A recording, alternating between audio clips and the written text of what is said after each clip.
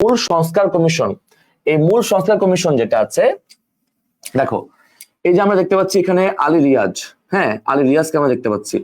এই আলী রিয়াজ সাহেব উনি দুইটা বিষয়ের প্রধান, মনে রাখবা উনি সংস্কার কমিশনের প্রধান, উনি হচ্ছেন সংস্কার কমিশনের প্রধান, এবং যে সংবিধান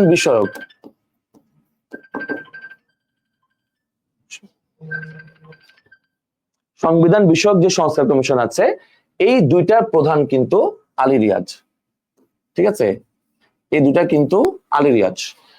আর ডক্টর ইউনূস হচ্ছেন জাতীয় ঐক্যমত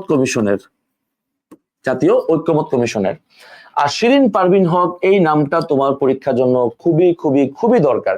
কেন দরকার? যেমন তোমরা গতবার ঢাকা বিশ্ববিদ্যালয় ভর্তি পরীক্ষা দেখেছো যে পরীক্ষায় প্রশ্ন আসছে কি, প্রশ্ন আসছে অন্তর্বর্তীকালীন সরকারের নারী উপদেষ্টা কয়জন।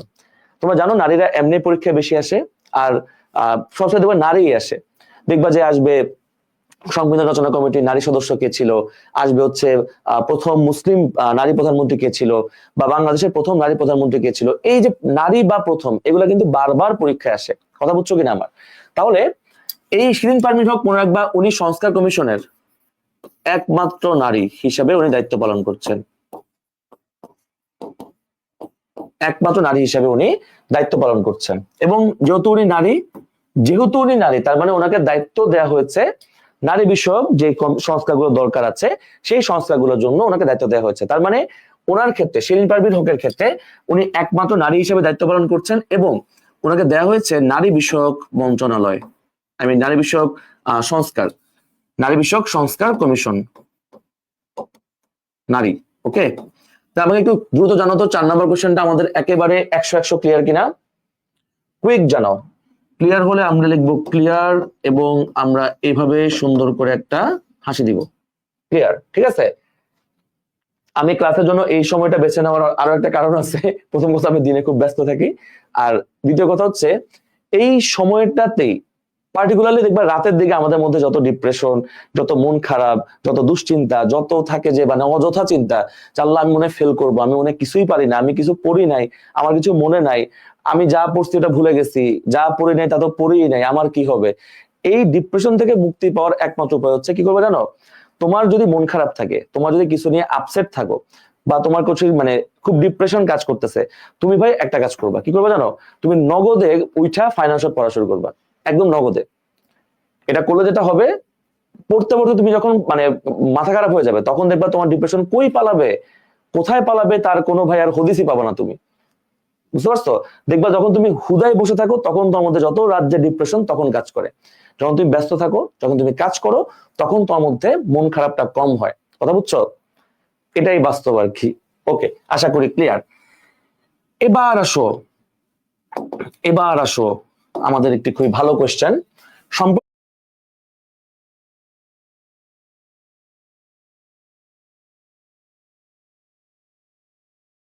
বাংলাদেশের কোন দেশের সাথে কূটনৈতিক সম্পর্কের 50 বছর ডিপ্লোম্যাটিক রিলেশন সেটার সাথে।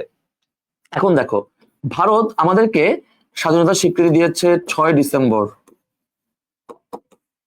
71 সালে, যুক্তরাষ্ট্র দিয়েছে 4 এপ্রিল 72 সালে, সেনেগাল দিয়েছে 1 ফেব্রুয়ারি 72 সালে। অর্থাৎ এই তিনটা স্বীকৃতির তারিখ হচ্ছে 6 ডিসেম্বর ভারত, যুক্তরাষ্ট্র হচ্ছে 4 এপ্রিল 1972, আর সেনেগালের হচ্ছে 1 ফেব্রুয়ারি 1972। চীন হচ্ছে স্বীকৃতি দেয়, এটা আমি কালে দিয়ে লিখি, চীন হচ্ছে স্বীকৃতি দেয় 31 আগস্ট 1975, 31 অগস্ট 1975। তার মানে অবশ্যই ভারত, যুক্তরাষ্ট্র, সেনেগাল কোনোটাই হবে না, হবে কোনটা? হবে চীন। তাহলে বলো এই বছর, সবাই একটু কমেন্টে দেশের নামটা লিখবা, এই বছর বাংলাদেশ কার সাথে বাংলাদেশ এবছর কূটনৈতিক সম্পর্কের 50 বছর পূর্তি করেছে? সেই দেশটার নাম কি? সেই দেশটার নাম কি? এবং এইটাকে কেন্দ্র করে, এই সম্পর্ককে কেন্দ্র করে আমাদের প্রধান উপদেষ্টা বর্তমানে ডক্টর ইউনূস সাহেব, ওনার যে চীন সফর, হ্যাঁ, ওনার যে চীন সফর, এটা মার্চ 2025, মার্চ 2025। এবং এই চীন সফরে গিয়ে উনি চীনের একটা প্রদেশ ছিল হাইনান প্রদেশ, হাইনান প্রদেশ, এটাকে অনেকে হুনান প্রদেশও বলে। এই প্রদেশটাতে চীনের সাথে ওনার একটা বৈঠক হয় এবং এই বৈঠকের মাধ্যমে উনি দুইটা কাজ করে আসেন। দুইটা কাজ উনি ওখান থেকে করে আসেন। এই বৈঠকটাতে, হাইনান প্রদেশের এই বৈঠকটাতে উনি একটা চুক্তি এবং 8টা মৌ সাইন করে আসেন। মৌ, 8টা মৌ। এখন এই 8টা মৌ মানে কি? মৌ মানে হচ্ছে memorandum, memorandum of, memorandum of understanding, বা এইটাকে বাংলায় বলা হয় সমঝোতা স্মারক। এটাকে বাংলায় বলা হয় সমঝোতা স্মারক। তাহলে যদি পরীক্ষায় প্রশ্ন আসে যে প্রধান উপদেষ্টার চীন সফরে মোট কয়টা সমঝোতা স্মারক স্বাক্ষরিত হয়, সবাই একটু আমাকে অ্যান্সারটা জানাও তো। কয়টা সমঝোতা স্মারক বা মৌ বা মেমোরেন্ডাম অফ আন্ডারস্ট্যান্ডিং স্বাক্ষরিত হয়? সংখ্যাটা একটু আমাকে সবাই জানাও দ্রুত। সবাই আমাকে একটু সংখ্যাটা দ্রুত জানাও। সবাই আমাকে একটু কাইন্ডলি একটু অ্যান্সারটা জানাও। কয়টা সমঝোতা স্মারক বা মোট কয়টা মৌ বা মেমোরেন্ডাম অফ আন্ডারস্ট্যান্ডিং স্বাক্ষরিত হয়? সবাই একটু অ্যান্সারটা জানাবা, কুইক জানাবা একটু। Thank you so much. আমি অলরেডি অনেকেরই উত্তর দেখতে পাচ্ছি, অনেকেরই আমি এখানে উত্তর দেখতে পাচ্ছি। ওকে, আশা করি ক্লিয়ার। এবং এই বৈঠকটা থেকে প্রশ্ন হতে পারে। তার মানে দেখো তোমরা, এখন আমি তোমাদের একটা প্রশ্ন করি, বলো তো আমরা এখন পর্যন্ত মোট 5টা এমসিকিউ সলভ করছি, মাত্র 5টা, কিন্তু আমরা কি শুধু 5টা এমসিকিউ সলভ করছি নাকি তার থেকে আরো বেশি করছি? নাকি এখান থেকে আমরা অন্তত আরো 50 থেকে 100-র কাছাকাছি কোয়েশ্চেন আমরা এখান থেকে দাগাইতে পারবো?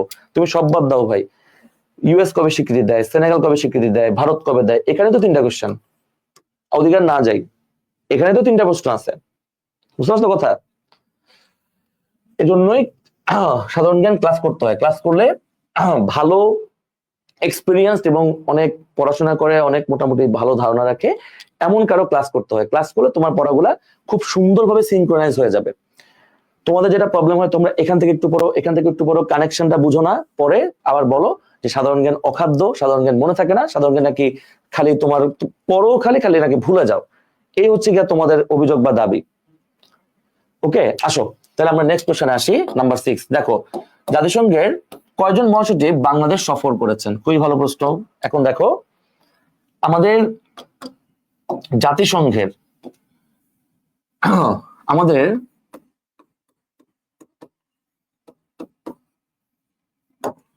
জাতিসংঘের আমাদের যে মহাসচিব হয় উনি কিন্তু সাধারণত 5 বছর মেয়াদে হয়, 5 বছরের জন্য হয় সাধারণত। ওনার মেয়াদ 5 বছর হয়, বা ইউনাইটেড নেশনস সেক্রেটারিয়েট যেটা ওনার প্রধান কার্যালয়। দেখো এখন পর্যন্ত আমরা মোট 9 জন মহাসচিবকে আমরা পেয়েছি, 9 জন মহাসচিবকে আমরা দেখে, মানে জাতিসংঘ প্রতিষ্ঠা হওয়ার পর থেকে আমরা এখন পর্যন্ত মোট 9 জন মহাসচিবকে আমরা কিন্তু দেখতে পেয়েছি। এখন তুমি দেখো, আমি যখন তোমাকে বলি মহাসচিব গুলা কে কে ছিল, তোমরা সবাইকে হয়তো চিনো অথবা চিনো না, কোনো সমস্যা নাই। তাহলে মহাসচিব আর আমার পাশে লিখতে পারি ওনার দেশ লিখতে পারি, হ্যাঁ দেশ লিখতে পারি, কোনো সমস্যা নাই। যেমন আমি যদি বলি একদম প্রথমে কে, 1 নাম্বার লোকটা হচ্ছে ট্রিগ ভ্যালি, ওনার বাড়ি হচ্ছে নরওয়েতে ছিল, ওনার বাড়ি হচ্ছে নরওয়েতে ছিল। তারপর নাম্বার 2 হচ্ছে হ্যামারশোল্ড, ড্যাগ হ্যামারশোল্ড, ওনার বাড়ি ছিল হচ্ছে সুইডেন, এবং উনি হচ্ছেন 1961-এ বিমান দুর্ঘটনায় মারা যায়, বিমান দুর্ঘটনায় দুনিয়া থেকে ওনাকে বিদায় নিতে হয়। আর ট্রিগ ভ্যালি প্রথম এবং উনি একমাত্র পদত্যাগকারী। তারপর আছে 3 নাম্বার হচ্ছে উথ হান্ট, উথান্ট। এই উথান্ট হচ্ছে মিয়ানমারের, মিয়ানমার। এটার পাশে আমি একটু স্টার্ট দিব। উথান্ট হচ্ছে মিয়ানমার, এটার পাশে আমি একটু স্টার্ট দিব। সেটা কেন দিব দেখো, একটা কথা মনে রাখবা, যদি আমি তোমাকে একটা বিষয় একটু লিখে দিই, 1971 সালে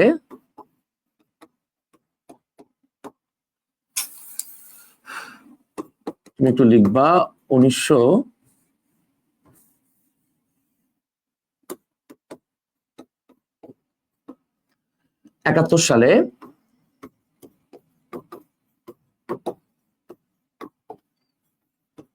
মুক্তিযুদ্ধকালীন দুইটা পদের কথা আমি তোমাকে যদি বলি পদ, আর আরেকটা হচ্ছে ব্যক্তি,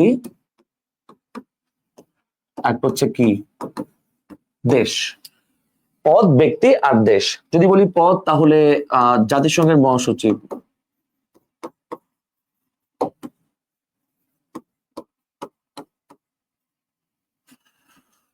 তাহলে সেটা অবশ্যই উথান্ট, উথান্ট। আর দেশ হচ্ছে মিয়ানমার। এটা তোমরা সবাই জানো, এটা তোমরা সবাই জানো কম বেশি, অন্তত অ্যাডমিশনে পড়াশোনা করে এটা জানে না এটা হতেই পারে না। কিন্তু এটা আমরা একমাত্র শিখবো না, তাহলে আর আমার ক্লাস করে লাভ হইলো কি? তুমি যদি জানা জিনিসে আবার জানো, তাহলে আমার ক্লাস করে তো লাভ হইলো না। আমার ক্লাস যেহেতু করতে আসছো, নতুন কিছু শিখে যাও। মনে রাখবা, আমাদের জাতিসংঘের মহাসচিব ছিল হচ্ছে এই ভদ্রলোক উথান্ট, আর সাধারণ পরিষদের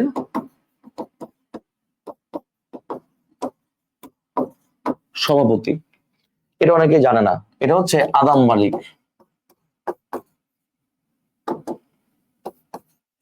আদাম মালিক। তাহলে আদাম মালিক হচ্ছেন ইন্দোনেশিয়ার, আদাম মালিক হচ্ছেন ইন্দোনেশিয়ার। তোমরা এই দুটো লেখা হলে একটু কমেন্টে আমাকে ডান লিখে জানাবা। এখানে খেয়াল রাখবা, মহাসচিব হচ্ছেন উথান্ট, আর সাধারণ পরিষদের সভাপতি হচ্ছেন আদাম মালিক, আর ওনার বাড়ি হচ্ছে ইন্দোনেশিয়াতে। এই দুটা যদি তোলা হয়, একটু সবাই কমেন্টে ডান লিখবা, একটু সবাই কমেন্টে ডান লিখবা। তাই মুক্তিযুদ্ধ চলাকালীন সময়ে কোন পদে কে ছিল, আমার মনে হয় এটা আমাদের ক্লিয়ার, আমার মনে হয় এটা আমাদের ক্লিয়ার ইনশাল্লাহ। ঠিক আছে, এবার আসো, ক্লিয়ার কিনা? আচ্ছা, তোমরা একটু তুলে নাও ক্লিয়ার কিনা। ওকে, ভেরি নাইস। এবার আসো, নেক্সট আসো, নেক্সট আসো উথান্টের পরে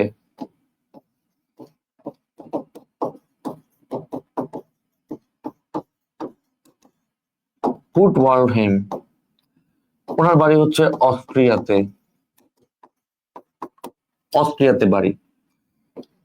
এরপর 5 হচ্ছে প্যারেস দ্য কুয়েলার।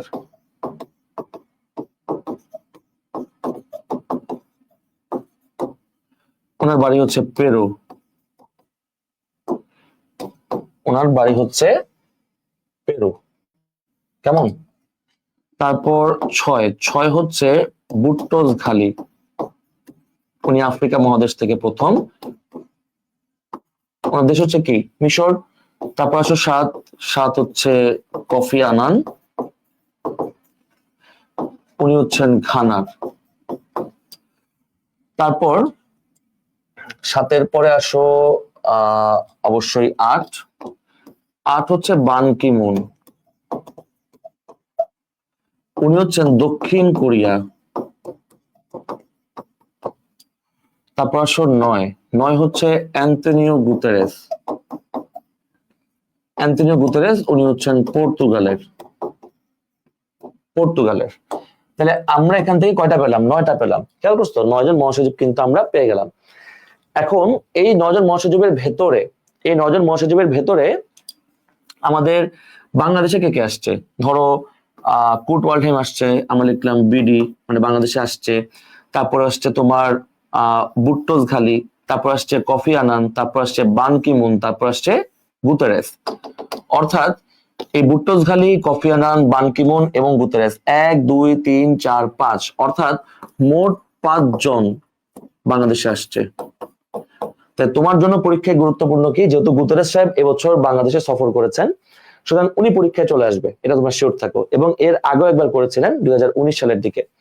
তার মানে পরীক্ষা আসতে পারে যে বাংলাদেশে প্রথম কে আসে, বাংলাদেশে প্রথম কে আসে, তাহলে কোনো চিন্তা ছাড়া কুর্ট ওয়াল্ডহেইম, কুর্ট ওয়াল্ডহেইম উনি আসবে। আর এই ছাড়া 4 জন আসে নাই। কোন 4 জন আসে নাই? প্রথম 4 জন ক্রিকভ্যালি, হ্যামারশোল্ড, উথান্ট এবং প্যারেস দ্য কুয়েলার, এই 4 জন আসে নাই। তাহলে এখন তুমি আমাকে বলো যে এই 5 নম্বর কোশ্চেনটার অ্যান্সার কি, 6 নম্বর কোশ্চেনটার অ্যান্সার কি হবে? 6 নম্বর কোশ্চেনটার অ্যান্সার কি হবে? তাহলে তুমি কিন্তু এখন 9টা মহাসচিব কে ছিল তা জানো, তাদের বাড়ি কোথায় তা জানো। এবং আরো একটা বিষয় তোমরা যদি খেয়াল করো, দেখো যেমন ধরো আমি যদি এখান থেকে আরো একটা বিষয় শিখি, যেমন ধরো এই যে ধরো নরওয়ে, হ্যাঁ নরওয়ে এবং সুইডেন, এই দুইটা কোন মহাদেশে? ইউরোপে। তারপর ধরো মিয়ানমার, এটা হচ্ছে কি এশিয়া থেকে প্রথম। তারপর ধরো অস্ট্রিয়া, এটাও কোথায়? এটাও ইউরোপে। পেরু, পেরু হচ্ছে দক্ষিণ আমেরিকা থেকে প্রথম।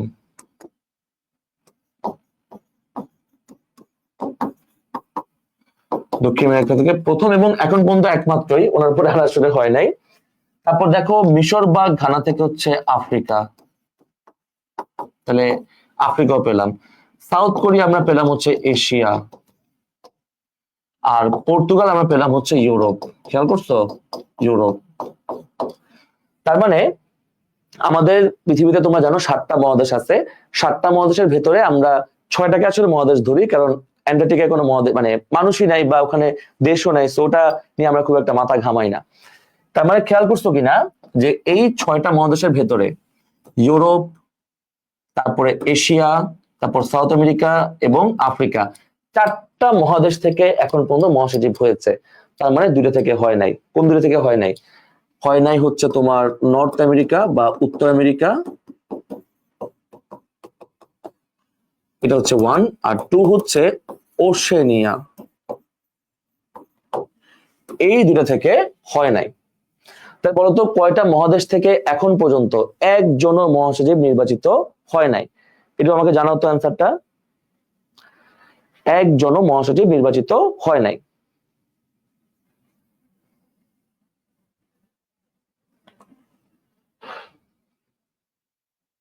একজনও হয়নি। একটু আমাকে কুইক জানাও, একটু আমাকে কুইক জানাও। তোমাদের কি ক্লাস করে উপকার হচ্ছে নাকি, মানে কি মনে হচ্ছে, সময় নষ্ট হচ্ছে নাকি উপকার হচ্ছে কিছু বলো তো? বা যখনই মনে হবে উপকার হচ্ছে না আমাকে বইলো, তাহলে আর কি তোমাদের সময়টা নষ্ট করব না তাহলে।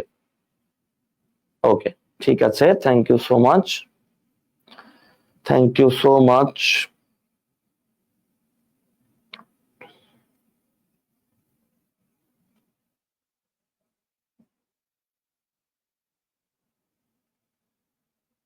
হুম, ঠিক আছে, তার মানে 2টা থেকে হয় নাই। তাহলে এটা কি হবে? এটা হবে আমাদের, এটা হবে 5 জন। ফাইন, এটা আমাদের গেল। এবার আসো 7। সম্প্রতি জাপানের কোন বিশ্ববিদ্যালয়ে ডক্টর মোহাম্মদ ইউনূসকে সম্মানসূচক ডিলিট প্রদান করেছে? ঠিক আছে, ডিলিট প্রদান করেছে কে?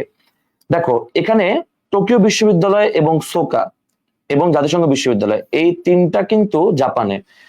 এই যে জাতিসংঘ শান্তি বিশ্ববিদ্যালয়, এটা কিন্তু জাপানে না, তার মানে এটা বাদ। তোমরা একটা কাজ করবা, সব সময় এমসিকিউ সলভ করার সময় আগে তুমি অপশন বাদ দিবা। তুমি আগে যদি অপশন বাদ দাও তাহলে তোমার ভুল হওয়ার চান্স অন্তত 25% কমবে। একটা অপশন বাদ দেওয়া মানে 25% করে কমা। যেমন ধরো, যেমন ধরো আমি তোমাকে বললাম জাতিসংঘ বা ইউনাইটেড নেশন ইউনিভার্সিটি, এইটা ভাই জাপানে, এটা আমরা সবাই জানি জাপানের টোকিওতে, তাই না? জাপানের টোকিওতে, টোকিওতে। আর আরেকটা হচ্ছে জাতিসংঘের শান্তি বিশ্ববিদ্যালয়, এটা হচ্ছে স্যান জোজে, স্যান জোজে অর্থাৎ কোস্টারিকা। তাহলে দেখো এইটুকু আমি কনফার্ম যে আর যাই হোক শান্তি বিশ্ববিদ্যালয় জীবনও হবে না। আর যাই হোক না কেন এই শান্তি বিশ্ববিদ্যালয় যেটা আছে এটা জীবনেও হবে না, কারণ এটা তো জাপানেই না। তাহলে আমি প্রশ্নটা আমি উল্লেখই করে দিয়েছি জাপান, তাহলে আমার এই প্রশ্নটা ভুল হওয়ার সম্ভাবনা 25% কমলো কিনা এটা আমাকে একটু বলো, ইয়েস অর নো। এটা ভুল হওয়ার সম্ভাবনা অন্তত 25% কমলো কিনা। এটা একদম ফ্ল্যাট কোয়েশ্চেন, সোকা, এটা তোমরা জানো, সোকা ভার্সিটি, এটা তোমরা সবাই জানো। কেমনে জানো? যারা ফাইনাল শট পড়ো দেখবা এখানে এই যে কোথায়, এই যে এখানে জাপান সফর নিয়ে আমাদের আলোচনা আছে, জাপান সফর নিয়ে আমাদের আলোচনা আছে। দেখো যে জাপান শুল্ক ও কোটামুক্ত প্রবেশাধিকার দিয়েছে 26 পর্যন্ত। ডক্টর মোহাম্মদকে ডিলিট প্রদান করেছে সোকা ভার্সিটি টোকিওতে। কবে সম্মেলনটা মানে বৈঠকটা কবে হয়েছে, 28 থেকে 31 তারিখ, সব কিন্তু এখানে বিস্তারিত আছে।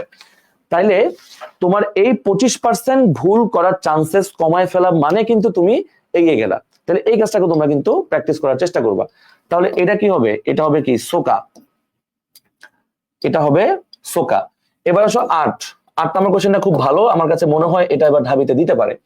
দেখো এই যে রোহিঙ্গাদের আশ্রয়, এই রোহিঙ্গাদের আশ্রয়টা একেবারে ফ্ল্যাট কোশ্চেন, এটা সবাই পারো তোমরা, ভাষাঞ্চর। ঠিক আছে, ভাষাঞ্চর। যারা সিইউ টার্গেট করছো, এটা কিন্তু গতবার 24-25-এ কিন্তু এটা সিইউতে আসছে। ঠিক আছে, ভাষাঞ্চর কোথায়? এই ভাষাঞ্চরটা পড়ে গেছে তোমার নোয়াখালীতে, এই ভাষাঞ্চরটা তোমার পড়ে গেছে নোয়াখালীতে। শুধু ভাষাঞ্চর কেন, এই যে ভাষাঞ্চর, নিঝুম দ্বীপ, তারপর স্বর্ণদ্বীপ, এই তিনটাই পড়ে গেছে তোমার নোয়াখালীতে।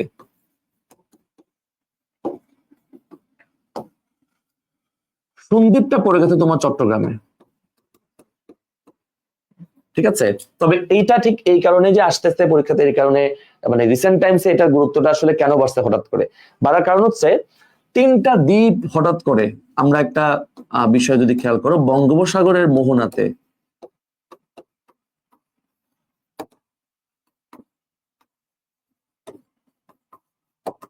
বঙ্গোপসাগরের মোহনায় 3টা দ্বীপ হচ্ছে একত্রিত হয়েছে, 3টা দ্বীপ। এই 3টা দ্বীপের মধ্যে একটা হচ্ছে সন্দ্বীপ, 2 হচ্ছে ভাষাঞ্চর, এবং 3 হচ্ছে স্বর্ণদ্বীপ। এই 3টা দ্বীপ ভাই, এই 3টা মিলে একটা নতুন দ্বীপ হয়েছে, একটা নতুন দ্বীপ হয়েছে। এই 3টা দ্বীপ মিলে সন্দ্বীপ, ভাষাঞ্চর এবং স্বর্ণদ্বীপ। সো এইটা পরীক্ষায় এবার আসার চান্সেস অনেক অনেক অনেক বেশি। কেমনে বলতেছি, কয়েকদিন আগে তোমরা জানো যে বাংলাদেশে তোমরা যারা আইন নিয়ে পড়াশোনা করবা, তোমাদের অনেকেরই টার্গেট থাকবে যে আমরা সামনে হয়তো বা বিচারক হতে চাই, জুডিশিয়ারি পরীক্ষা দিতে চাই।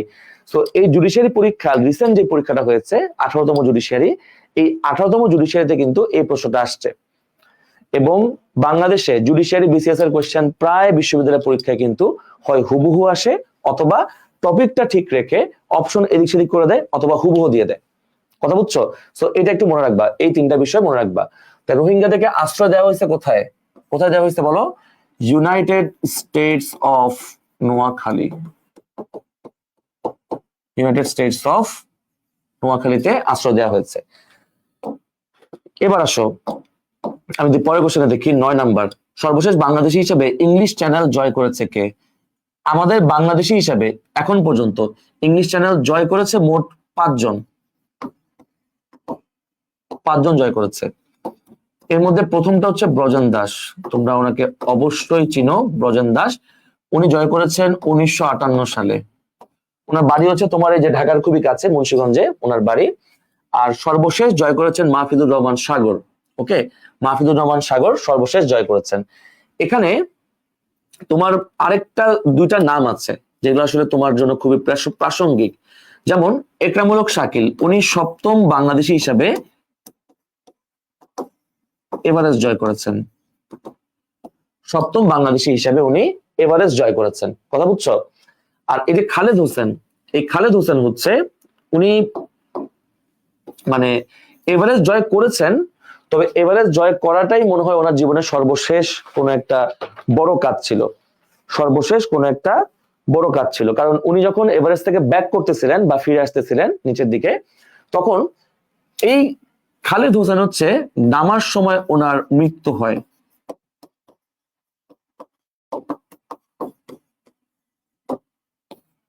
নামার সময় ওনার মৃত্যু হয়। তাহলে আমাদের এখান থেকে আমাদের পরীক্ষার জন্য দুইটা নাম খুব গুরুত্বপূর্ণ, এক হচ্ছে মাহফিজুর রহমান সাগর, আর একটা হচ্ছে কি একরামুল হক। ঠিক আছে, একরামুল হক শাকিল। এখন তোমার পরীক্ষায় যেটা, যেহেতু বর্তমানে ইংলিশ চ্যানেলটা খুবই আলোচনায় আছে, এবং এই যে মাহফিজুর রহমান সাগর, উনি ইংলিশ চ্যানেল জয় করেছেন 29শে জুলাই 2025। তার মানে খুব বেশি পুরাতন কিন্তু না, তার মানে ইংলিশ চ্যানেলটা বর্তমানে আলোচনায় আছে। তার চেয়ে গুরুত্বপূর্ণ বিষয় হচ্ছে মাঝে মধ্যে যে কাজটা করে, সাম্প্রতিক আলোচিত বিষয় থেকে বেসিক প্রশ্ন দিয়ে দেয়। ব্রজন দাস ধরো দিয়ে দিবে যে ইংলিশ চ্যানেল প্রথম কে জয় করেছেন, অথবা ব্রজন দাস ইংলিশ চ্যানেল কবে জয় করেছেন, দুটোই কিন্তু তোমার জানা থাকলে ভালো। ওকে ওকে, ক্লিয়ার ভাইয়া? একটু আমাকে জানাও 9 নাম্বারটা ক্লিয়ার কিনা, একটু আমাকে জানাও কুইক। তাহলে 8, 9 আশা করি আমাদের ক্লিয়ার। এবার তুমি চলে আসো 10। আসো 10, প্রবাসী দিবস। এইটা ভাই খুবই দরকারি এবছর, খুবই দরকারি, খুবই। এটাকে আমি একদম মানে টপ প্রায়োরিটির একটা দিবসের কথা আমি যদি বলি, এটার কথা আমাকে অবশ্যই বলতে হবে, অবশ্যই অবশ্যই অবশ্যই বলতে হবে। ঠিক আছে, যেমন তোমার গুরুত্বপূর্ণ দুইটা দিবস আছে, দুইটাই 30 তারিখ, মনে রাখবা। 30 জানুয়ারি, একটা 30 ডিসেম্বর। মনে রাখবা প্রবাসী দিবস হচ্ছে 30 ডিসেম্বর, আর 30 জানুয়ারি হচ্ছে কৃষক দিবস। কৃষক দিবস। এই ছাড়া একটা খুবই গুরুত্বপূর্ণ দিবস পরিবর্তন হয়েছে, চা দিবস, যেটা পূর্বে ছিল 4 জুন, পূর্বে ছিল 4 জুন, তবে বর্তমানে কিন্তু এটা 4 জুন না, কারণ এখন আন্তর্জাতিক চা দিবসের সাথে মিলিয়ে আমাদেরকে চা দিবসটা পালন করতে হবে। অর্থাৎ এটাকে বর্তমানে বলতে হবে 21 মে, যেটাকে আমরা আন্তর্জাতিক চা দিবস হিসেবে জানি। আর 5 আগস্ট, এটা তোমরা জানো, এটাকে বলা হয় জুলাই গণঅভ্যুত্থান দিবস।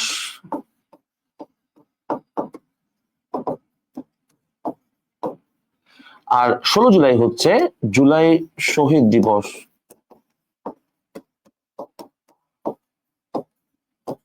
জুলাই শহীদ দিবস। তাহলে ভাইয়া তোমরা যে কাজটা করবা, দেখো জুলাই দেখেই কিন্তু তুমি লাভ দিয়ে 5 আগস্ট অথবা 16 জুলাই দাগায় ফেলবা না। ঠিক আছে, তুমি প্রশ্নটা একটু পড়বা। তোমার পরীক্ষায় জুলাই শহীদ দিবস যদি আসে, তুমি কনফার্ম থাকো তোমার অপশনে 5 আগস্ট থাকবে। তোমার পরীক্ষায় যদি থাকে যে জুলাই গণঅভ্যুত্থান দিবস কবে, তুমি কনফার্ম থাকো তোমার পরীক্ষায় অবশ্যই অবশ্যই এই 16 জুলাইটাও থাকবে। তার মানে প্রশ্ন পড়তে হবে, বুঝতে হবে, তারপর দাগাতে হবে। ঠিক আছে, আশা করি আমাদের 10 নম্বরটা ক্লিয়ার। এবার আসো, মাওলানা ভাসানী সেতু। এটা তোমরা এতজন কিভাবে ভুল করলে আমি খুবই অবাক হইলাম। যারা ভুল করছো, আমার বিশ্বাস তোমার ফাইনাল শট পড়ো না, কারণ ফাইনাল শট পড়লে তোমাদের এই ভুলটা হওয়ার কথা ছিল না। কারণ খুব সুন্দর করে মাওলানা ভাসানী সেতু, বা যেটাকে আমরা মানে উত্তরবঙ্গের খুবই গুরুত্বপূর্ণ দুইটা জায়গা, কুড়িগ্রাম এবং গাইবান্ধা, ওখানে প্রায় 3.5 ঘন্টার দূরত্বটা হচ্ছে তোমার এখন মানে মিটে গেছে। গাইবান্ধা হচ্ছে গিয়ে তোমার সুন্দরগঞ্জ নামে একটা জায়গা আছে, ওখান থেকে একেবারে কুড়িগ্রাম যাওয়াটা এখন সহজ হয়ে গেছে। তো এই অর্থায়নটা, ঠিক আছে, অর্থায়নটা মনে রাখবা, ভাসানী সেতু অর্থায়ন করেছে সৌদি আরব। মাশাআল্লাহ, তোমার সবাই দেখলাম জাপান, চীন, ফ্রান্স সব দাগাইছো। দেখো এখান থেকে তোমার কি আসবে আমি তোমাকে বলি। জাপান থেকে তোমার পরীক্ষায় আসবে দুইটা বিষয় আসবে। কি আসবে? এক আসবে হচ্ছে যমুনা রেল সেতু,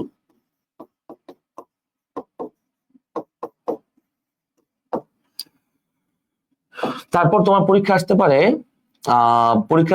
পারে হচ্ছে মাতার বাড়ি বিদ্যুৎ প্রকল্প, মাতার বাড়ি বিদ্যুৎ প্রকল্প, যেটা হচ্ছে গিয়ে কয়লা ভিত্তিক। এবং এই মাতার বাড়ি জায়গাটা হচ্ছে বাংলাদেশের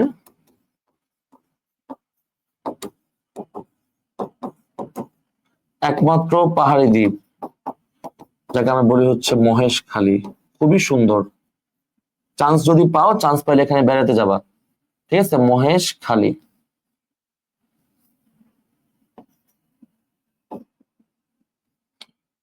একটু সরি, মহেশখালী অর্থাৎ কক্সবাজারে। আচ্ছা, জাপান থেকে তোমার এই দুটো আসবে। চীন থেকে আসলে আমি তোমাকে বলতে চাই না কি আসবে, তুমি আমাকে উল্টা প্রশ্ন করো চীন থেকে কি আসবে না। আর ফ্রান্স থেকে তোমার আসতে পারে হচ্ছে smart NID, smart NID. Smart NID তোমার পরীক্ষা আসার চান্সেস অনেক অনেক অনেক বেশি। ওকে, ক্লিয়ার কিনা ভাইয়া একটু আমাকে জানাও, ক্লিয়ার কিনা আমাকে একটু দ্রুত জানাও, একটু ফাস্ট জানাও যে আমাদের ক্লিয়ার। ঠিক আছে, চীন থেকে এবার যদি আসে, আমার বিশ্বাস, আমি যতটুকু মনে করতেছি, চীন থেকে যদি এবার আসে, এবার যদি আসলে কিছু আসে অর্থায়নের জন্য, চীন থেকে আসতে পারে তিস্তা মহাপরিকল্পনা। তিস্তা নিয়ে বড় একটা মিছিল হয়েছে না, তো এটা আসতে পারে তিস্তা মহাপরিকল্পনা। চীন থেকে আসতে পারে Teesta plan, Teesta master plan বা তিস্তা মহাপরিকল্পনা।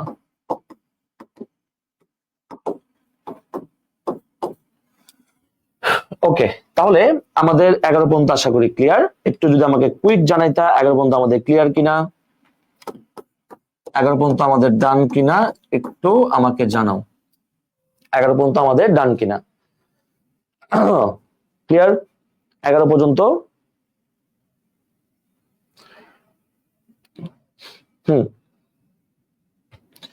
ক্লিয়ার কিনা একটু জানাও। আমাদের গাইবান্ধাতে মাওলানা ভাসানী সেতু, হ্যাঁ গাইবান্ধা সুন্দরগঞ্জ, আর কুড়িগ্রামে মনে হয় যে যেখানে সবাই চিল মারতে যায়, অর্থাৎ কি নাম, চিলমারি, ওই দুটাকে মনে হয় যে কানেক্ট করতেছে তিস্তার উপরে এই সেতুটা। ওকে, আসো এবার আমরা নেক্সট আগাই। 12, বাংলাদেশের প্রথম বাংলাদেশী হিসাবে হোয়াইট ব্যাজ স্বীকৃতি পেয়েছে কে? দেখো প্রথম, একে তো প্রথম, তার মধ্যে দেখো 4টা নামে নারী, একে তো প্রথম তার মধ্যে নারী। হ্যাঁ, তাহলে এটা পরীক্ষা ভাইয়ে চলে আসতে পারে। হোয়াইট ব্যাজ পেয়েছে হচ্ছে মাশফিয়া আফরিন, আর ওয়াদিফা আহমেদ উনি হচ্ছেন 2026 সালে দাবা বিশ্বকাপ খেলতে যাবে, দাবা বিশ্বকাপ খেলতে যাবে, উনি পরীক্ষা আসতে পারে। তারপর হচ্ছে নিগার সুলতানা, উনি হচ্ছেন নারী হিসাবে ওয়ান ডে ক্রিকেট ম্যাচে উনি দ্রুততম সেঞ্চুরি করেছেন, দ্রুততম 100 করেছেন। আমার যতটুকু মনে আছে 78 বলে করেছেন, এবং এটা করেছেন থাইল্যান্ডের বিপক্ষে, থাইল্যান্ডের বিপক্ষে করেছেন। তাহলে আমাকে একটু দ্রুত কমেন্টে জানাও তো যে বাংলাদেশের নারী ক্রিকেট দলের খুবই স্টার একজন ক্রিকেটার, অর্থাৎ কে? নিগার সুলতানা। উনি ফার্স্টের সেঞ্চুরি বা সবচেয়ে দ্রুততম সেঞ্চুরি 78 বলে, 78ই মনে হয়, 78ই, হ্যাঁ 78 বলে সেঞ্চুরি করেছেন কোন দেশের বিরুদ্ধে? একটু যদি আমাকে তোমার কমেন্টে জানাইতা, 78 বলে সেঞ্চুরি করেছেন কোন দেশের বিরুদ্ধে? যখন আমার মনে আছে আমি যে বছর ভর্তি পরীক্ষা দেই, ওই বছর মুস্তাফিজুর রহমানের অভিষেক ঘটে, মুস্তাফিজ প্রথম খেলতে নামেন। তো ওই বছর পরীক্ষা আসছিল যে মুস্তাফিজুর রহমান প্রথম সিরিজে উনি কয়টা উইকেট পাইছিলেন, আমার এখনো মনে আছে। ভারতের বিপক্ষে ছিল, প্রথম ম্যাচে 6টা, পরের ম্যাচে 5টা, পরের ম্যাচে 2টা, মোট 13টা। সুতরাং খেলাধুলাতে কিন্তু প্রশ্ন দেখবা খুব সুন্দর ডিফারেন্ট প্রশ্ন হয়। ওকে, থাইল্যান্ডের সাথে, রাইট। ওকে, এবার জয়া চাকমা, উনি হচ্ছেন প্রথম নারী রেফারি,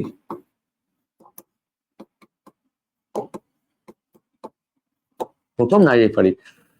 আসো এবার আসো 2025 সালের গবেষণায় 21 পদক পেয়েছেন কে?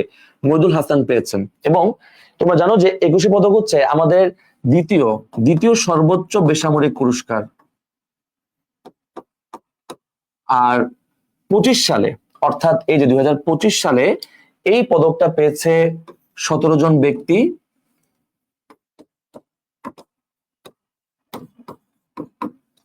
এবং পেয়েছে নারী, নারীদের একটা দল পেয়েছে খেলাধুলার। বলো তো কোনটা, ক্রিকেট না ফুটবল?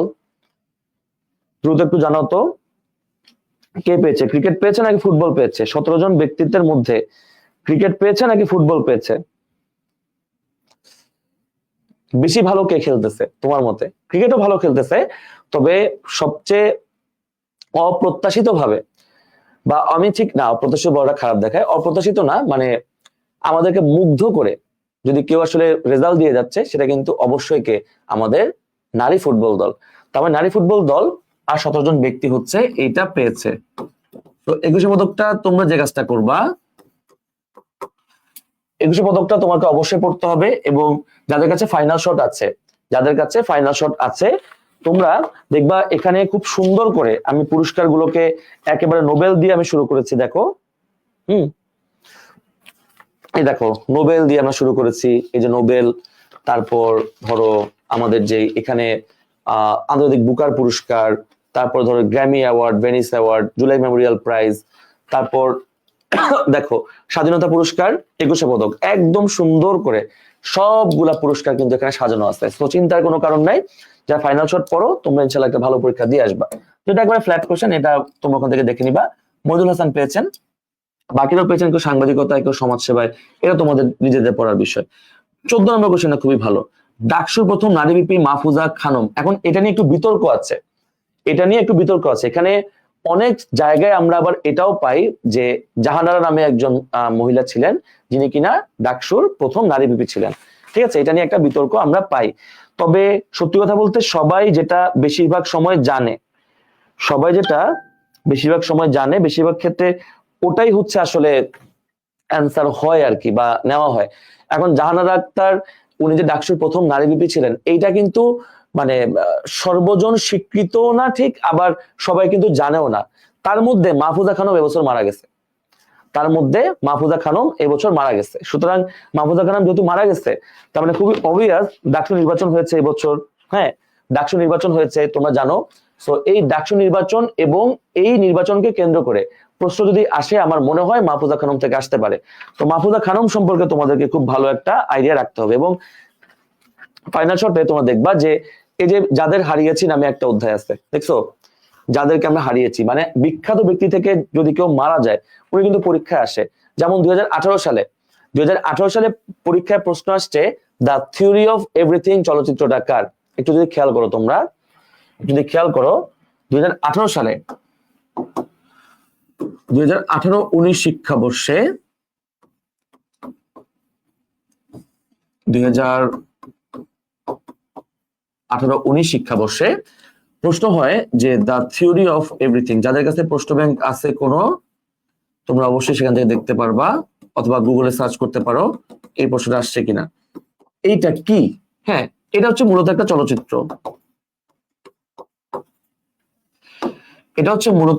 চলচ্চিত্র, কাকে নিয়ে বানানো? এটা অবশ্যই বানানো হচ্ছে স্টিফেন হকিং কে নিয়ে। স্টিফেন হকিং, ওর নাম তোমরা অসংখ্যবার শুনেছ। এখন এই স্টিফেন হকিং 2018 সালের সম্ভবত মার্চের 14 তারিখে মারা যায়। 2018 সালের মার্চের 14 তারিখ। তো দেখো উনি মারা গেছে কবে? মারা গেছে 2018 সালে। তাহলে পরীক্ষা আসছে কবে? 2018 সালে। পরীক্ষা কি আসছে? ওনাকে নিয়ে বানানো সিনেমার নাম কি। তার মানে বিখ্যাত ব্যক্তি যদি মারা যায় বা আলোচিত কোনো ব্যক্তি যদি মারা যায়, তাহলে কিন্তু ওখান থেকে প্রশ্ন হয়। এটা একেবারে ঢাবির একটা কমন প্যাটার্ন এটা। সো এবার মাহফুজা খানম আসতে পারে। তবে যেহেতু নারী নিয়ে কথা হচ্ছে, আমরা খুব সুন্দর করে ঢাবির প্রথম যত নারী আছে এইটা আমরা আগে একটু ভাইয়া ক্লিয়ার হব। তাহলে আমরা একটু সুন্দর করে খাতায় লিখবো ঢাকা বিশ্ববিদ্যালয়ের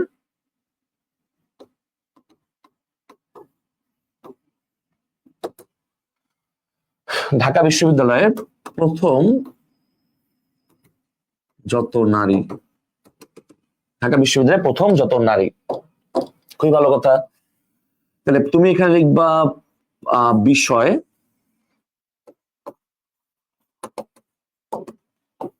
তারপর লিখবা হচ্ছে ওনার নাম, তারপর হচ্ছে ওনার বিভাগ। ওকে, বিভাগ। যেমন আমি যদি বলি, আমরা একদম সহজটা দিয়ে শুরু করি, লীলা নাগ। এখানে কেন লিখলাম? আচ্ছা, প্রথম আমরা লিখতে পারি প্রথম ছাত্রী, যার নাম কি? নাম হচ্ছে লীলা নাগ। ওনার বিভাগ কোনটা? ওনার বিভাগ হচ্ছে ইংলিশ। তারপর যদি বলি যে প্রথম মুসলিম ছাত্রী,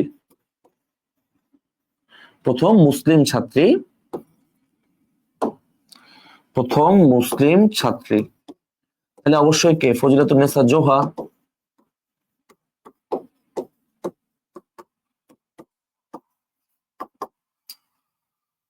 আর এই ফজিলাতুন্নেসা জোহা ছিলেন ম্যাথমেটিক্সের, অর্থাৎ গণিতের। তারপর যদি আমি তোমাকে বলি প্রথম নারী ডিন, উনি হচ্ছে বেগম আজিজুন নেসা।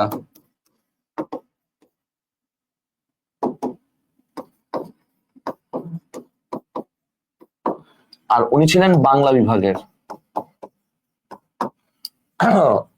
উনি ছিলেন বাংলা বিভাগের। তারপর আসো প্রথম শিক্ষিকা। প্রথম শিক্ষিকা ছিলেন করুণা গুপ্তা।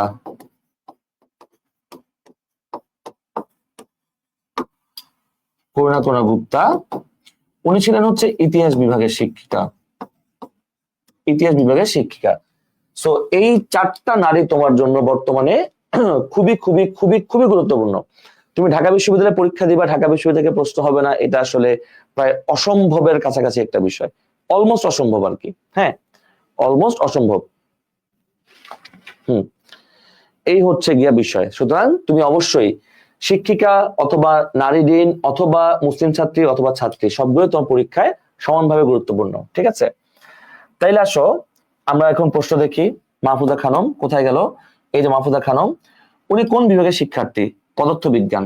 তোমার ঢাকা বিশ্ববিদ্যালয়ের পদার্থবিজ্ঞান বিভাগ থেকে, তোমার ঢাকা বিশ্ববিদ্যালয়ের পদার্থবিজ্ঞান থেকে তোমার 2 জন ব্যক্তি পরীক্ষাতে আসতে পারে এবার। পদার্থবিজ্ঞান বিভাগ থেকে তোমার পরীক্ষায় 2 জন আসতে পারে। একজন হচ্ছে আবুল কাশেম, পদার্থবিজ্ঞান ঢাবি। আবুল কাশেম তোমরা ওনাকে চেনো, ওই যে তমুদ্দুন মজলিসের যিনি প্রতিষ্ঠাতা ছিলেন, ভাষা আন্দোলনের যে তমুদ্দুন মজলিস ওটা প্রতিষ্ঠাতা ছিলেন, উনি আসতে পারে। অথবা আসতে পারে মাহফুজা খানম,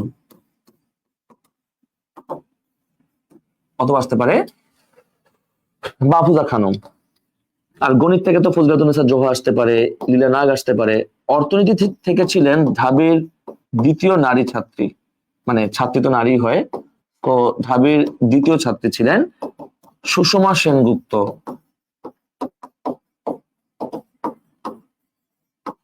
সুষমা সেনগুপ্ত উনি ছিলেন অর্থনীতির। তার মানে অ্যান্সার কি হবে? পদার্থবিজ্ঞান। অ্যান্সার হবে পদার্থবিজ্ঞান। এবার আসো দেশের প্রথম কার্বন নিরপেক্ষ শিশু। এইটা ভাই সবার মুখে মুখে সাতক্ষীরার সেই বাচ্চাটা নাম কি? নাম হচ্ছে রুহাব। সবাই তোমরা এটা পারছো আমার বিশ্বাস। আর দেশের প্রথম হচ্ছে গিয়ে কার্বন নিরপেক্ষ রুহাব। আর যদি বলা হয় বিশ্বের প্রথমকে, তাহলে আদাভি। বিশ্বের প্রথম বললে হবে আদাভি, ভারতের আদাভি অর্থাৎ ভারত। অপরাজিতা উনি হচ্ছে বাংলাদেশের প্রথম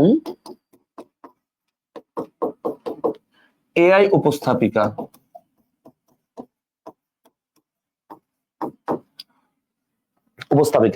তারপর আসো মেরিনা খাতুন। এই মেরিনা খাতুন হচ্ছে প্রথম যুদ্ধ শিশু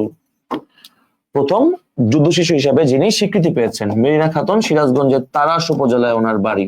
ঠিক আছে, তার মানে এই রুহাবের বাড়ি কোথায়? রুহাবের বাড়ি হচ্ছে সাতক্ষীরায়। রুহাবের বাড়ি হচ্ছে সাতক্ষীরায়, আর মেরিনা খাতুনের বাড়ি হচ্ছে সিরাজগঞ্জে। ওকে।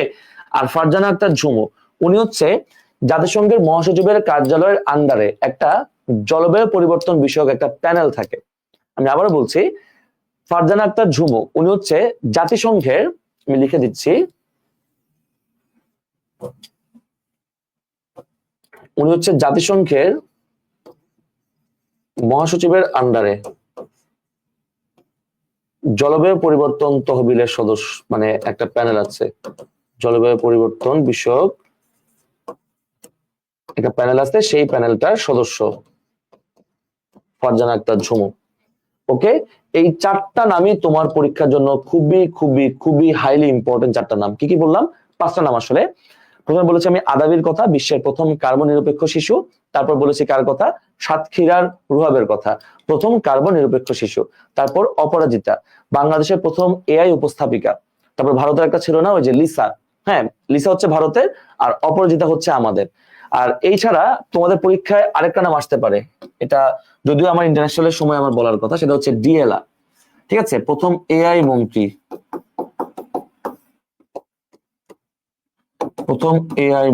নাম হচ্ছে ডিএলা, এবং এই ডিএলা কে নিয়োগ দিয়েছে আলবেনিয়া নিয়োগ দিয়েছে। ওকে, আচ্ছা, তাহলে 15 পর্যন্ত আমাদের ক্লিয়ার কিনা একটু আমাকে জানাও। তোমরা চাইলে কমেন্ট বক্সে এই যে এমন করে একটা ভালোবাসা দিয়ে জানাতে পারো যে ভাইয়া ক্লিয়ার ক্লিয়ার। ক্লাস ভাইয়া থাকবে না ভাইয়া, তুমি ভাইয়া যাই করো ক্লাস থাকবে না।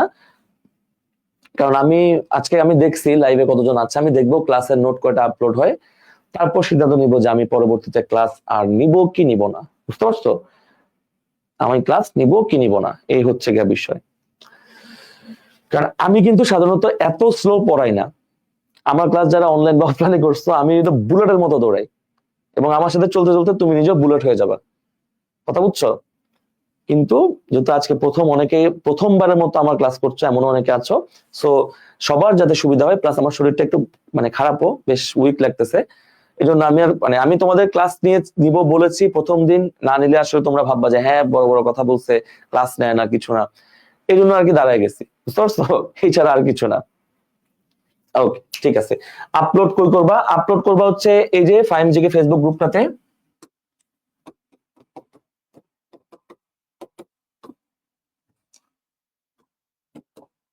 ফাইমজিকে ফেসবুক গ্রুপটাতে। আচ্ছা, তোমাদেরকে একটা প্রশ্ন করি ভাইয়া, আমাকে একদম অনেস্টলি অ্যান্সার করবা। এই যে 1 ঘন্টা 17 মিনিট ধরে আমি লাইভে আছি, ধরো সর্বোচ্চ 5 মিনিট বাদ দিলে বাকি ঠিক 1 ঘন্টা 10 মিনিট কি আমরা পড়ি নাই? পড়ার বাইরে কি কোনো কথা হইছে? পড়ার বাইরে কি কোনো কথা হইছে? কোনো প্রকারের ধরো যে যোগ, কোনো প্রকারের খাজুরা আলাপ না, ওগুলার এখন সময় নাই তো। তোমার তো 10 দিন পরে পরীক্ষা ভাই, তোমার তো 12 দিন পরে পরীক্ষা, ওগুলা করা তো এখন টাইম না, এখন পড়তে হবে। সহজ কথা ভাই, একদম অনেস্টলি একদম বলো যে তোমার কি মনে হয় যে তুমি এই 1 ঘন্টা ভালো জায়গায়, কাজের জায়গায় তুমি ইনভেস্ট করতে পারছো? আমি কি এই কাজটা করাইতে তোমাকে দিয়ে পারছি কিনা, এটা আমাকে একটু জানাও। এটা আমি সবসময় ক্লাসে জিজ্ঞেস করি যে আপনি আজকে নতুন কিছু শিখছেন কিনা। যদি নতুন কিছু শিখেন তাহলে আমার ক্লাসটি আমি খুব শান্তি পাই। যদি দেখি যে না, নতুন কিছু তোমরা মনে হয় যে পাও নাই, কখনো অবশ্য আল্লাহর মতো এখন হয় নাই, বাট যদি হয় তাহলে কি আমার খুব অশান্তি লাগে, খুব অস্বস্তি লাগে। কথা বুঝছো?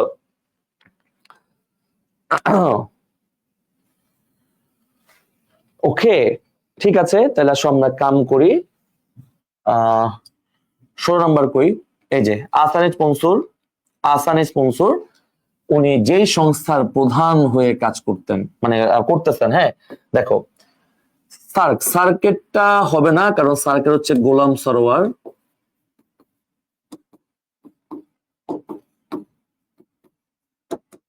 তাহলে সার্ক বাদ, এসিও হবে। এসিও মানে হচ্ছে Asian clearing union,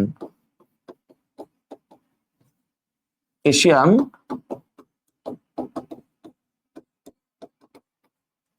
clearing union. এটা সেন্ট্রাল ব্যাংক গভর্নরদের একটা জোট, তোমরা জানো যে আহসান মনসুর উনি বর্তমানে আমাদের বাংলাদেশ ব্যাংকের গভর্নর হিসেবে দায়িত্ব পালন করছেন, অর্থাৎ বিবি মানে কি? বাংলাদেশ ব্যাংকের গভর্নর। না লিখলেও সমস্যা নেই, এগুলা সব ফাইন্যান্সে আছে। তারপর আসো বিমস্টেক তো ভাই এটা তো অবশ্যই আমাদের ডক্টর ইউনুস, তার মানে বিমস্টেকও হবে না। ঠিক আছে, সাধারণ পরিষদ হবে না। সাধারণ পরিষদে একজন নারী বর্তমানে আছে, তোমরা তাকে হয়তোবা অনেকেই চিনো। উনি 80তম যেই 2025 সালে ইউএনজিএ মানে কি? ইউনাইটেড নেশন জেনারেল অ্যাসেম্বলি, যেটাকে বলা হয় সাধারণ পরিষদ, যেটা 2025 সালে 80তম সম্মেলন ছিল। 25 সালে 80তম সম্মেলন ছিল, এবং 80তম সম্মেলন না, ঠিক এটাকে তারা অধিবেশন বলে আর কি। হ্যাঁ, অধিবেশন বলে। তো এই সম্মেলন বা অধিবেশনটাতে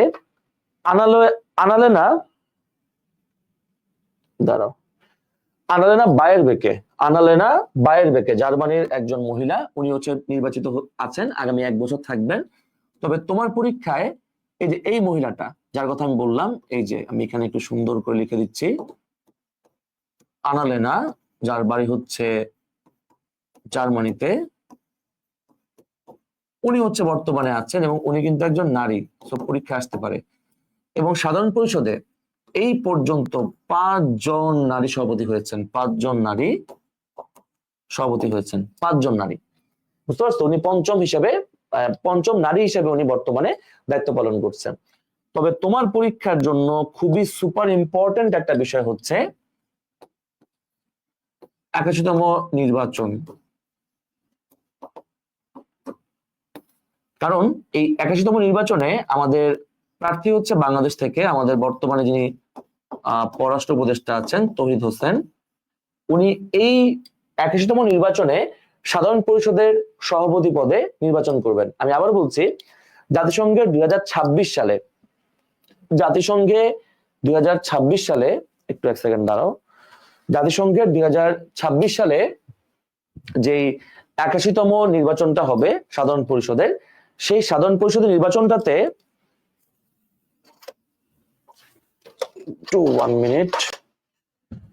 এই সাধারণ পরিষদের নির্বাচনটাতে মানে বাংলাদেশের পক্ষে, বাংলাদেশের হয়ে নির্বাচন করবেন তৌহিদ হোসেন। প্যালেস্টাইন থেকে ওনার বিপক্ষে দাঁড়াচ্ছে এবং সাইপ্রাস থেকে দাঁড়াচ্ছে, দুইটা দেশ থেকে ওনার অপোজিশনে দাঁড়াচ্ছে। এবং এর আগে 1986 এর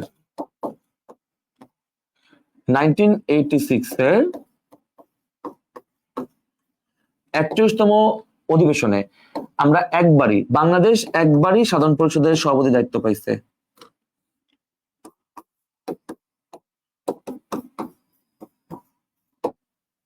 বাংলাদেশ একবারই সাধারণ পরিষদের দায়িত্ব পেয়েছে, সেটা হচ্ছে হুমায়ুন রশিদ চৌধুরী।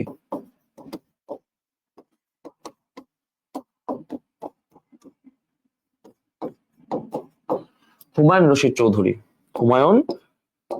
রশিদ চৌধুরী অর্থাৎ বাংলাদেশ যেই একবার সভাপতির দায়িত্ব পালন করতে পেরেছে এর আগে, সেটা হচ্ছে 1986 বা 1986 সালের 41তম অধিবেশনে।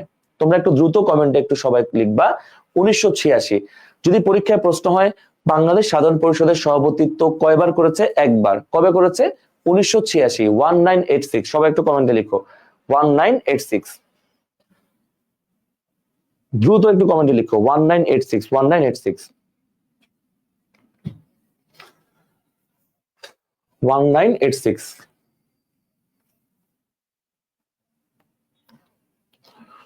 1986, 76 লিখো। আহারে, দেখে দেখে ভুল লিখে। বিশ্বাস করো 1986 সালে, 1986, 76 হবে না, 76 হবে না। ভুল লিখবা না, ভুল লিখলে খুবই ঝামেলা। ভুল লিখলে তুমি ভুল করে আসবা, বুঝছো? ভুল লিখলে তুমি ভুল করে আসবা। আসো তাহলে আমাদের গেল, এবার আসো 18 নম্বর। আসো, বাংলাদেশ কোন দেশের সাথে কালচারাল এক্সচেঞ্জ প্রোগ্রাম বিষয়ক কর্মসূচি স্বাক্ষর করেছে? এটা পাকিস্তান, ফ্ল্যাট কোশ্চেন একদম, পাকিস্তান। এবং পাকিস্তান সফরটাও তোমরা যারা ফাইনাল শট পড়ো, তোমরা দেখবা বাংলাদেশ পাকিস্তান চুক্তি আছে, হ্যাঁ, পেজ নাম্বার 9,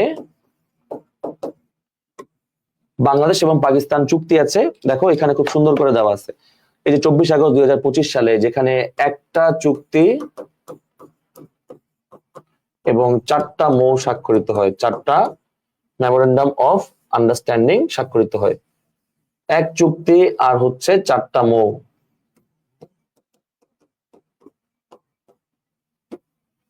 ওকে, তারপর আসো নেক্সট কি আছে? দেশের প্রথম মনোরেল চালু হয়। মনোরেল মানে হচ্ছে তোমার সিঙ্গেল মানে ট্র্যাকের উপরে ট্রেন চলবে, জায়গা সেভ হবে, স্পিড বাড়বে, হ্যাঁ, এটাকে বলা হয় মনোরেল। ওকে, মনোরেলটা হবে চট্টগ্রামে তোমার প্রথম দুটো বিষয় চালু হচ্ছে, মনে রাখবা। এক হচ্ছে মনোরেল, আর আরেকটা হচ্ছে প্রথম কৃত্রিম বন।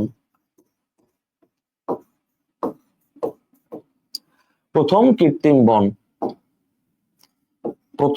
কৃত্রিম বন চালু হচ্ছে চট্টগ্রামে। এই ছাড়া আমাদের এই পরীক্ষা আসতে পারে, মানে আমাদের বাংলাদেশের, মানে শুধু বাংলাদেশটা, আমার মনে হয় এটা গ্লোবালিও সবচেয়ে বড় একটা ট্রেড সেন্টার হচ্ছে এখানে। কক্সবাজার থেকে তোমার পরীক্ষায় আসবে ভাইয়া একেবারে হিসাব করা দুইটা বিষয় আসবে। এক হচ্ছে সর্বশেষ রেলপথ চালু হয়, এবং যে রেলপথটা দেখতে অনেকটা ঝিনুকের মতো দেখতে একটা রেলপথ চালু মানে রেল স্টেশন হয়েছে, খুবই সুন্দর। এছাড়া আসতে পারে যে চতুর্থ আন্তর্জাতিক বিমানবন্দর, ঢাকা, চট্টগ্রাম, সিলেটের পরে চতুর্থ আন্তর্জাতিক বিমানবন্দর হচ্ছে কক্সবাজার। ওকে, যার আগে নাম ছিল ফালকিং। যশোর হচ্ছে আমাদের বাংলাদেশের প্রথম ডিজিটাল জেলা।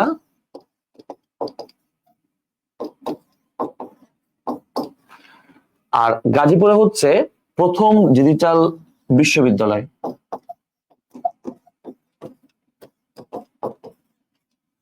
প্রথম ডিজিটাল ইউনিভার্সিটি। তাহলে কখন কি দেখাবো ভাই? যদি বলি প্রথম কৃত্রিম বন চালু হচ্ছে কোথায়, অবশ্যই চট্টগ্রাম। সর্বশেষ রেলপথ বা 49তম রেলপথ কোথায়? হ্যাঁ, 49তম রেলপথ কোথায়? তাহলে অবশ্যই সেটা কক্সবাজার হবে। কক্সবাজার আগে ছিল কক্সবাজার আগে নড়াইল ছিল। তারপর প্রথম ডিজিটাল জেলা কোনটা? যশোর অবশ্যই। অথবা মুক্তিযুদ্ধের প্রথম স্বাধীন জেলা কোনটা? যশোর। ঠিক আছে। আর প্রথম ডিজিটাল ইউনিভার্সিটি হচ্ছে গাজীপুরে। একটু আমাকে জানাও যে আমাদের 19 নাম্বার পর্যন্ত ক্লিয়ার কিনা। 19 নাম্বার পর্যন্ত আমাদের ক্লিয়ার কিনা একটু আমাকে জানাও। 19 নাম্বার পর্যন্ত আমাদের ক্লিয়ার কিনা। আচ্ছা, তোমরা একটু আমাকে জানাও তোমার জন্য কোনটা বেটার হয়। ক্লাস নিলে ভালো হয় নাকি আমি তোমাদেরকে জাস্ট এক্সাম নিয়ে তোমাদেরকে আমি অ্যান্সার, মানে এটার 1 এর বি 2 এর সি, কোনটা তোমার জন্য বেটার হয়? ওকে, ঠিক আছে। ও হ্যাঁ, 17 নম্বরটা স্কিপ করছি। স্কিপ করি নাই রে আমি, মনে হয় 17-র পরে এটাতে আমি 17 ধরছিলাম। হ্যাঁ, রাইট। আচ্ছা, এটা তো সোজা একদম বৃহত্তম কি নাম, বায়ুবিদ্যুৎ প্রকল্প। এটা একবারে সোজা, কক্সবাজারের খুরুশকুল।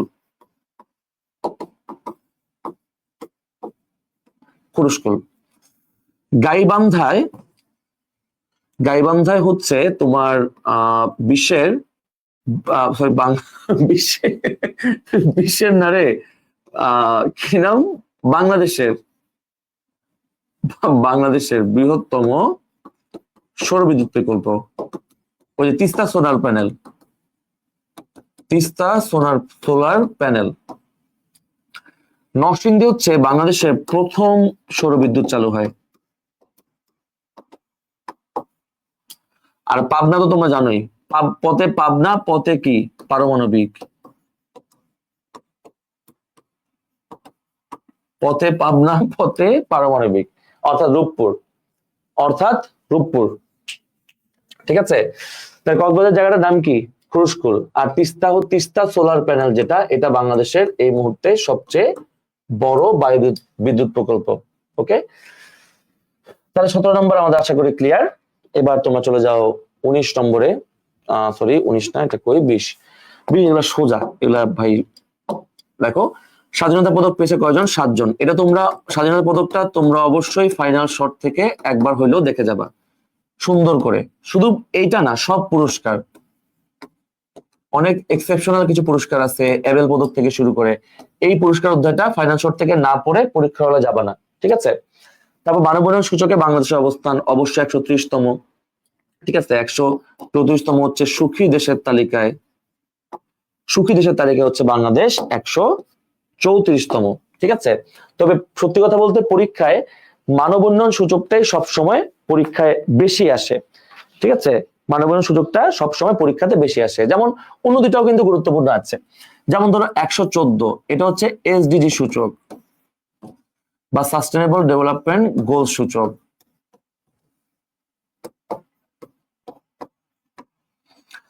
আর 122তম হচ্ছে অর্থনৈতিক স্বাধীনতা সূচক। ওকে, তাহলে আশা করি আমাদের ক্লিয়ার। এবার আসো 22 নম্বর কোশ্চেন, সোজা একদম, এগুলা ডাল ভাত। কি আছে এখানে দেখি তো। আম উৎপাদনের শীর্ষ জেলা বলছে না, তাহলে চাপাই। আর যদি বলতাম বিভাগ, হ্যাঁ, এটা আমার কথা না, এটা কৃষি পরিসংখ্যান বর্ষগ্রন্থের কথা। বিভাগ বলে রাজশাহী, জেলা বলে তোমার কি নাম, চাপাই। আর দিনাজপুরে হচ্ছে ভুট্টা। ঠিক আছে, লিচু না কিন্তু। যেমন আগে লিচু হচ্ছে তোমার দিনাজপুরে ছিল, তবে এখন লিচু হচ্ছে পাবনাতে। আমি আবারও বলছি, এটা আমার মন গড়া কথা না, এটা হচ্ছে কৃষি পরিসংখ্যান বর্ষগ্রন্থের কথা, সরকারি ভাবে যেটা বের হয়। কৃষি পরিসংখ্যান বর্ষ গ্রন্থ। আর ঠাকুরগাঁ হচ্ছে গম।